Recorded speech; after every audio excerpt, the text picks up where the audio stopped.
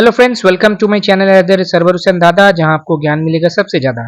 जी हाँ, कुछ दिन पहले ही समिट्स और ऑर्गेनाइजेशन का एक वीडियो बनाया था, जो कि आप लोग ने देखा है तो बहुत अच्छा, अगर नहीं देखा तो ज़रूर से देख लीजिए। उसी सिलसिला का ये दूसरा कड़ी है। इसमें बहुत ही डिटेल में हम लोग कुछ समिट्स के बारे में जानेंगे और ऑर्गेनाइजेशन का डिटेलिंग जानेंगे, स्टैटिक पोर्शन, जो कि आपका आने वाले एमटीएस एग्जाम में और भी सीएचएसएल, सीजीएल, पीएससी क्लर्कशिप हर एग्जाम में बहुत काम आने वाला है। अब हम लोग को एमटीएस की तरफ फोकस करके आगे बढ़ना होगा। आज इस वीडियो में हम लोग जानेंगे एसईओ के बारे में, आसियान के बारे में, ब्रिक्स के बारे में, नैम के बारे में, और भी दो तीन है उसके बारे में जानेंगे। ओके, तो ये वीडियो आपको बहुत इंपॉर्टेंट होने वाला है। अच्छे से देखिएगा, अच्छे से सुनिएगा, बहुत काम आएगा। सबसे पहले देखिए, ये बाहर कैसे आता है, सवाल कोई भी बाहर कैसे आता है। 23rd एसीओ समिट 2023 कहाँ पर हुआ था? न्यू दिल्ली में हुआ था, क्योंकि हमारा प्यारा हिंदुस्तान ने पहली बार इसको होस्ट किया है। बहुत इंपॉर्टेंट हो गया। बट हाँ, ये वर्चुअली हुआ था। और ये जो समिट था, इसका थीम क्या था? Towards a secure SCO. अब मोदी जी है तो आपको मालूम है, कुछ ना कुछ नाम में ये फुल फॉर्म जरूर रहेगा। ये जो सिक्योर है, इसका फुल फॉर्म क्या है देख लीजिए। आपको 20 से सवाल पूछा जा सकता है। सिक्योर का यू का फुल फॉर्म बताइए या फिर आर का बताइए, ऐसा पूछा जा सकता है। Security, economic development, connectivity, unity, respect for sovereignty and territorial integrity, environmental protection. और ये जो समिट हुआ था, इसमें गेस्ट ऑफ द चेयर कौन थे? तुर्कमेनिस्तान। अच्छा, ये एससीओ के बारे में डिटेल में जान लेते हैं।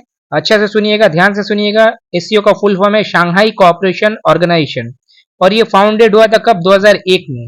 इसका हेडक्वार्टर कहाँ पर है? बीजिंग में है। और मौजूदा जो सेक्रेटरी जनरल है, उनका नाम है जैंग मिंग, और टोटल मेंबर्स है 9। ठीक है, अब इसका इतिहास में देख लेते हैं। एक्चुअली 1996 में एक संस्था बना था, Shanghai 5। China, Kazakhstan, Kyrgyzstan, Russia और ताजिकिस्तान, सिर्फ ये 5 था। और 2001 में उज्बेकिस्तान भी शामिल होता है। 6 मिलकर इसका नाम चेंज करके नया बना दिया जाता है एससीओ, यानी कि सांघाई कोऑपरेशन ऑर्गेनाइजेशन। और बाद में 2017 में 2 नए सदस्य ऐड होते हैं, इंडिया और पाकिस्तान। 8 हो गया। और ईरान जो है एकदम लेटेस्ट मेंबर है, इसका 9th मेंबर है। अभी 2023 का समिट में ही इसको शामिल किया गया, यानी कि आज के दिन में टोटल 9 मेंबर है। और 2022 का समिट कहाँ हुआ था? समरकंद, उज्बेकिस्तान में। और पहला बार 2001 में ही समिट हुआ था, सांघाई, चाइना में। और अगला 2024 का जो होने वाला है, वो अस्ताना, कजाकिस्तान में होने वाला है। और अभी एकदम ताजा खबर है, 4th ACO startup forum 2024 new Delhi में होस्ट हुआ। ठीक है। अब आता है आसियान, जो कि और एक इंपॉर्टेंट ऑर्गेनाइजेशन है वर्ल्ड का। 43rd आसियान समिट 2023 का हुआ, ये जकार्ता में हुआ, जो कि इंडोनेशिया का कैपिटल है, आपको मालूम है। और इसी का दौरान भी कोई भी बड़ा समिट होता है ना, तो उसका दौरान छोटा मोटा कुछ कुछ समिट होते रहते हैं, आपस में चलते रहते हैं, बायलैटरल। तो 20th आसियान इंडिया समिट भी इसी के दौरान हुआ, ये अलग से पूछा जा सकता है। और 42nd आसियान समिट 2023 में ही हुआ था, लाबुआन बाजो, इंडोनेशिया में। एक्चुअली आसियान का समिट जब भी होता है, एक साल में 2 बार होता है। ओके। अच्छा, association of south east Asian nation इसका फुल फॉर्म है। और इसका स्थापना होता है 8 अगस्त 1966 है, 1967 बैंकॉक डिक्लेरेशन में, यानी कि बैंकॉक में ही होता है। और इसका हेडक्वार्टर्स कहाँ पर है? जकार्ता में है। इसको अच्छा से याद रखिएगा। और आसियान डे 8 अगस्त को ही मनाया जाता है, क्योंकि उसी दिन स्थापना होता है। और इसका मोटो क्या है? One vision, one identity, one community. और मौजूदा सेक्रेटरी जनरल का नाम है काओ किम हॉर्न। और जब ये आसियान बनता है तो सिर्फ 5 कंट्री था, Thailand, Singapore, Malaysia, Philippines, Indonesia. ठीक है। उसके बाद फिर ऐड होता है ब्रुनई, वियतनाम, लेओस, म्यांमार, और लास्ट में ऐड होता है कंबोडिया, जो कि 1999 में इसको ऐड किया जाता है। ओके। अच्छा, 11th member of ASEAN टिमोर Leste या फिर ईस्ट टिमोर भी, बट एक्चुअली फाइनली भी हुआ नहीं है, इसका नंबर है, अभी तक कुछ सील मोहर नहीं लगा। ठीक है। फर्स्ट आसियान समिट कहाँ हुआ था? 1976 में, बाली, जो कि इंडोनेशिया में ही है। और अगला 2024 वाला होने वाला है वियंतिन, लेओस में। ओके। और ASEAN traditional medicine conference 2023 India ने होस्ट किया था। और एक इंपॉर्टेंट चीज है ब्रिक्स। ब्रिक्स आपको मालूम है, ब्रिक्स का समिट 15 जो ब्रिक्स का समिट हुआ, जोहानिसबर्ग, साउथ अफ्रीका में हुआ 2023 में। और पहला ब्रिक्स का समिट हुआ था रशिया, यकेटेरिनबर्ग 2009 में। और साउथ अफ्रीका इसको ज्वाइन करता है 2010 में। और 2014 से ये जो समिट है ना, जो एक्रोनिम है ब्रिक्स का, बी से ब्राजील, आर से रसिया, आई से इंडिया, सी से चाइना वगैरह, ऐसे ही करके हर साल हो रहा है। 2014 में ब्राजील, फिर रशिया, फिर इंडिया, चाइना, साउथ अफ्रीका, फिर ब्राजील, फिर रशिया, फिर इंडिया, फिर चाइना, फिर साउथ अफ्रीका। 2024 वाला ब्राजील में होने वाला है, इसको अच्छे से याद रखिएगा। और न्यू मेंबर कॉइन 1 जनवरी 2024 में कौन कौन मेंबर नया ब्रिक्स का शामिल हुआ? इजिप्ट शामिल हुआ, इथियोपिया शामिल हुआ, ईरान शामिल हुआ, यूएई शामिल हुआ। सऊदी और अर्जेंटीना को भी न्योता दिया गया था, पर अर्जेंटीना बोल दिया हम लोग शामिल नहीं होंगे। और सऊदी अरेबिया जो, इसको भी होल्ड में रखा है, इसको अच्छा से याद रखिएगा। और ये जो ब्रिक्स का नाम है ये कौन दिया था? ब्रिटिश इकोनॉमिस्ट जिम ओ नील इसका नाम कॉइन किए थे। और ब्रिक्स का ये एक न्यू डेवलपमेंट बैंक भी है जिसका मौजूदा प्रेसिडेंट है दिल्मा रोसेफ, जो कि ब्राजील की प्रेसिडेंट भी रह चुकी है।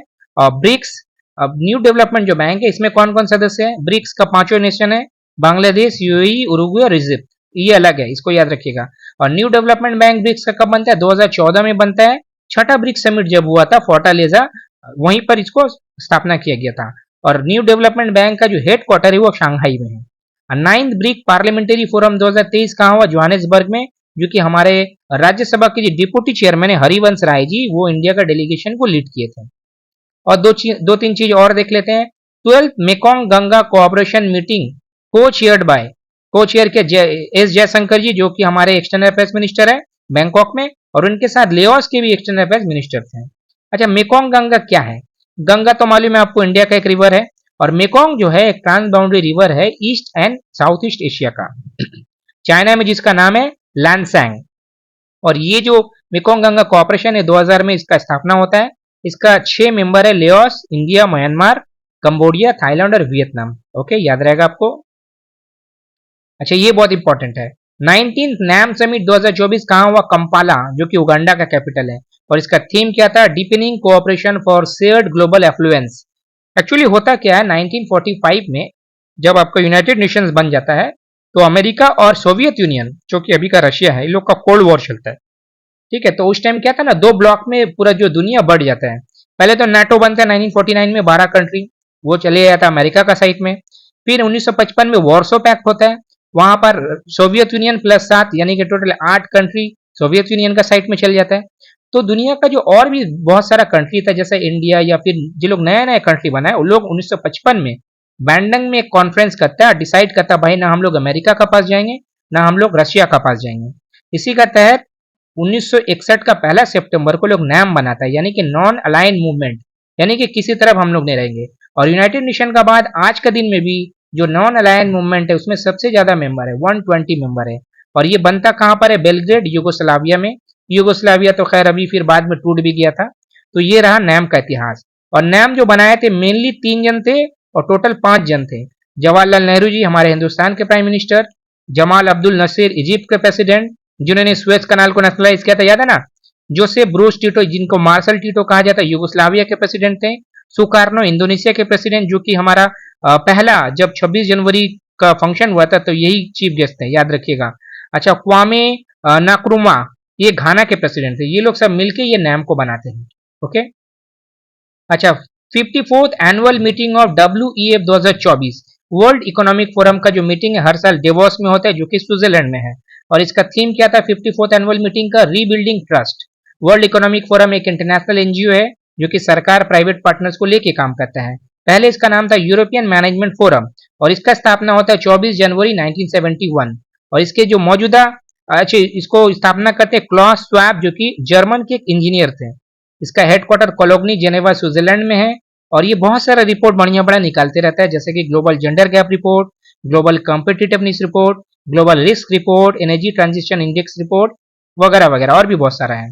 तो ये भी बहुत इंपॉर्टेंट है, हर साल यही होता है। अच्छा, 9th रायसीना डायलॉग 2024। अच्छा, रायसीना क्या है? रायसीना हिल है, कहाँ पर है? दिल्ली में, जहां पर आपका राष्ट्रपति भवन है, नॉर्थ ब्लॉक, साउथ ब्लॉक है, वहीं पर ये रायसीना हिल है। तो 9th रायसीना डायलॉग ये न्यू दिल्ली ने होस्ट किया, हर साल यही होता है। और ये क्या actually observer research foundation partnership with MEA, दोनों मिलके इसको कराता है ये कॉन्फ्रेंस को हर साल। ठीक है, और इंडिया का ये एनुअल फ्लैगशिप कॉन्फ्रेंस है जो कि जियोपॉलिटिक्स और जियोइकोनॉमिक्स को फोकस करता है। और इस साल 2500 पार्टिसिपेंट शामिल हुए, पूरा 115 कंट्रीज का। थीम क्या था ये पूछा जा सकता है? Chaturanga, conflict, contest, cooperate, create. और चीफ गेस्ट कौन थे ये जरूर से पूछा जा सकता है? कायरियाकोस मिट्सोटाकिस, जो कि ग्रीस के प्रधानमंत्री हैं। पहली बार ये रायसीना डायलॉग कराया गया था 2016 में, जिसमें हामिद करजाई चीफ गेस्ट थे। और 2023 पिछला साल कौन चीफ गेस्ट थे? जी हाँ, जॉर्जिया मेलोनी, जो कि प्रधानमंत्री जी की बहुत ही अच्छी फ्रेंड है।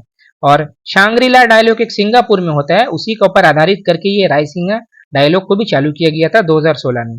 ये भी बहुत अलग है और इंपॉर्टेंट है, इसको भी अच्छे से याद रखिएगा। और आज का दो चीज है। 46 session UNESCO world heritage committee जो है 2024 में होने वाला है, और इंडिया पहली बार इसको होस्ट करने वाला है जुलाई का 21 से 31। और यही सब जो हेरिटेज कमेटी का जो मीटिंग होता है इसी में शामिल किया जाता है यूनेस्को का वर्ल्ड हेरिटेज साइट। पिछला बार जो हुआ था 45th वाला रियाद में, उसी में हम लोग का शांति निकेतन और कर्नाटक का जो हॉयसाला टेम्पल इसको शामिल किया गया। इसका एक वीडियो इसको देखिएगा। और इंडिया का परमानेंट रिप्रेजेंटेटिव यूनेस्को में कौन है? विशाल वी शर्मा जी। अच्छा से याद रखिएगा। यूनेस्को वर्ल्ड हेरिटेज साइट बहुत इंपॉर्टेंट है, इसका एक अच्छा वीडियो है मेरा, इसमें जाके देखिएगा, प्लेलिस्ट को एक बार देखा करिएगा, बहुत सारा आपको नॉलेज मिलेगा। 17th international Congress on chemistry of cement 2027 में होने वाला है। ये भी बहुत बड़ा अचीवमेंट है, न्यू दिल्ली इसको होस्ट करने वाला है। तो ये आज का वीडियो मेरे ख्याल से बहुत इंपॉर्टेंट वीडियो, इसको अच्छे से देखिएगा, हर एग्जाम में आपका काम आएगा।